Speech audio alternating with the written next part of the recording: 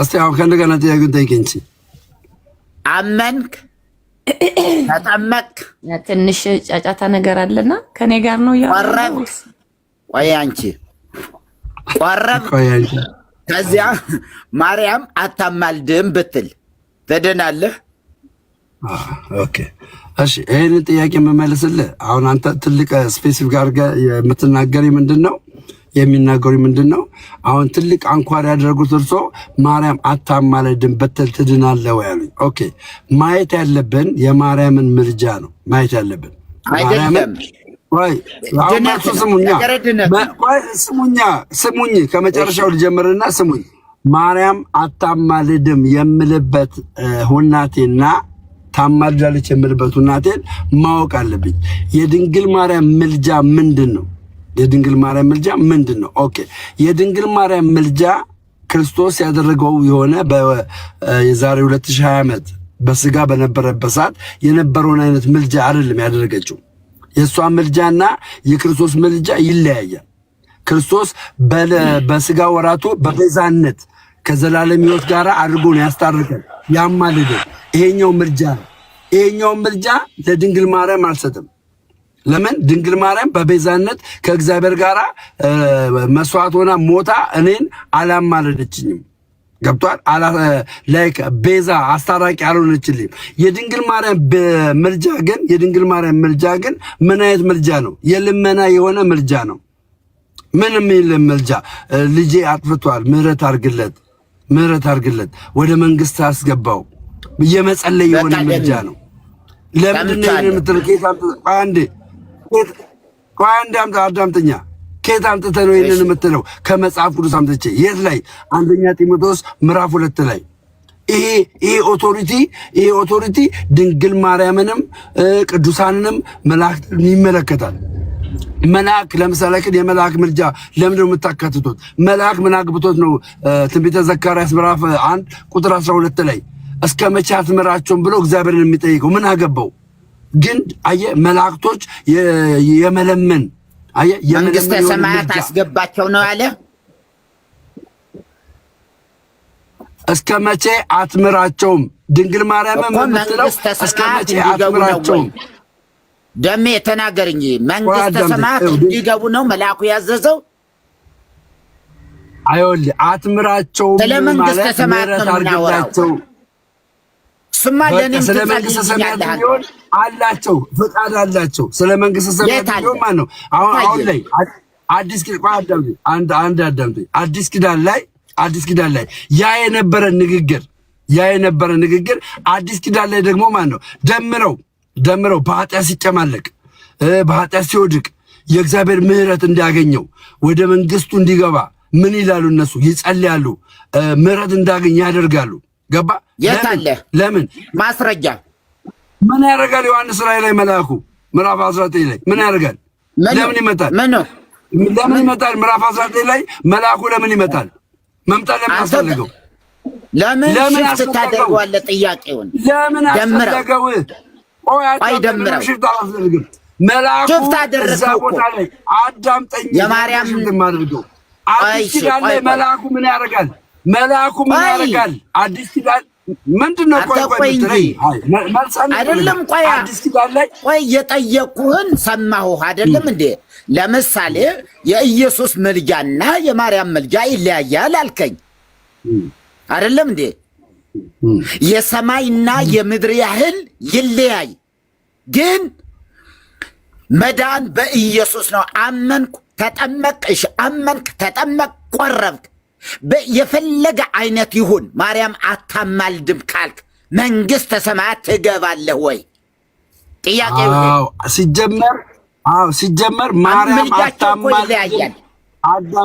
አዳምጠኛ አንድ ሰው ብድግ ብሎ በኦርቶዶክስ ተዋሕዶ ቤተክርስቲያን ውስጥ አንድ ሰው ብድግ ብሎ ማርያም አታማልድም ምንም አታመጡ ማለት አይችልም። ለምን? እግዚአብሔር ያስቀመጠው ቤተክርስቲያን ብትኖር ኦርቶዶክስ ናት። ሰው ዛት በኦርቶዶክስ ተዋሕዶ ቤተክርስቲያን አዳምጠኝ ቀኖና አለን፣ ስርዓት አለን። ገባ? በስርዓት የምንመራ ሰዎች ነን። አንንዛዛም፣ አንንዘላዘልም። ከኦርቶዶክስ ተገንጥዬ የምከፍተው ቸርች የለም። የሆነ ህዝብ ሰዎችን ሰብስቤ የምቀርጸው ታቦት የለኝም። በስርዓት ይመራል። ከስርዓት ውስጥ አንዱ ምንድን ነው? በቤተ ክርስቲያኑ ዘንድ ያለን ትምህርት መቀበል ግዴታው ነው። መቃወም አይችልም።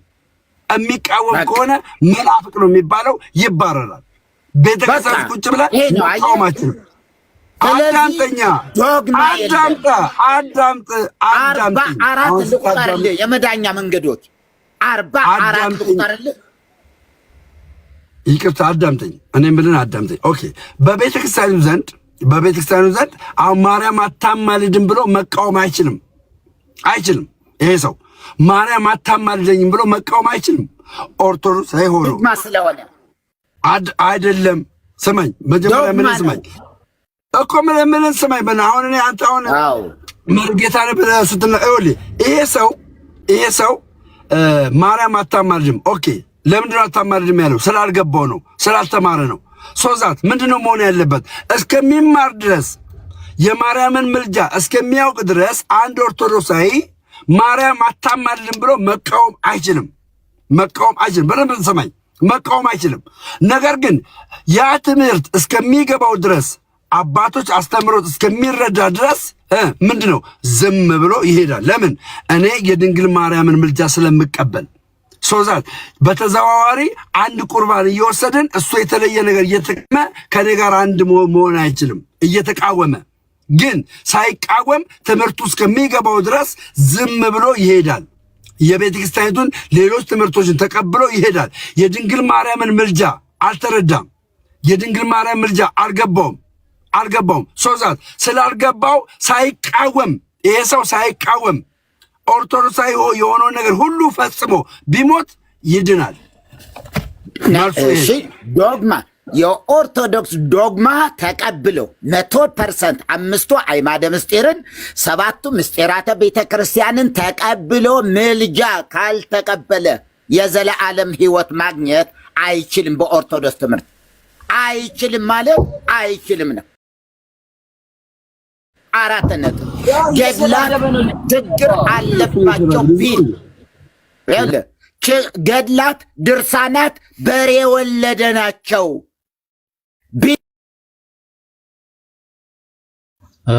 መርጌታ እንዴት ነት? የቆየ ጮህ እያወራ እኮ ምንም የሚያስወራ ሰው አይደለም። መርጌታ ማይኮትን ያንሱ፣ ሚዩት ነት። ሰላም ነው። በገድላትና በድርሳናት ላይ የተመሰረተ ስለሆነ ነገረ ድነት ኧረ በስመ አብ ሰውዬ፣ አንተ የራስህን ነገር እኮ እየተናገርክ ነው። ዶግማ አድርጋችሁታል ምልጃን እያልክ ነው እኮ። ስላሴ ብትክድ መዳን ትችላለህ በማርያም። ቆይ ተረጋጋ እንዴ ደሜ፣ ተረጋጋ። አጠቃላይ ትምህርት እኮ እያወራን ነው መርጌታ። ደሜ እያወራ ከሆነ ሚዩት ላይ ነህ ደሜ። ደሜ እየሰማኝ ነው። ስላሴን ብትክድ የሚባል የለም፣ ወልድ የሚባል የለም፣ መንፈስ ቅዱስ የሚባል የለም ብትል በማርያም መንግስተ ሰማያት ትወርሳለህ አይደል?